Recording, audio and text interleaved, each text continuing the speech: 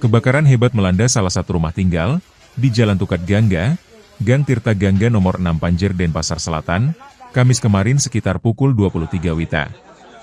Insiden di pemukiman padat penduduk itu menewaskan seorang penghuni rumah, GM, berusia 29 tahun. Korban ditemukan terpanggang dengan luka bakar 100%. Kapolsek Densel, AKP Agus Adi Apriyoga mengungkapkan, dari hasil olah TKP sementara, dugaan awal penyebab kebakaran berasal dari arus pendek. Polisi masih melakukan pendalaman untuk memastikan sumber percikan listrik yang memicu kebakaran. Unit Inafis Polresta Denpasar melakukan olah tempat kejadian pada malam yang sama.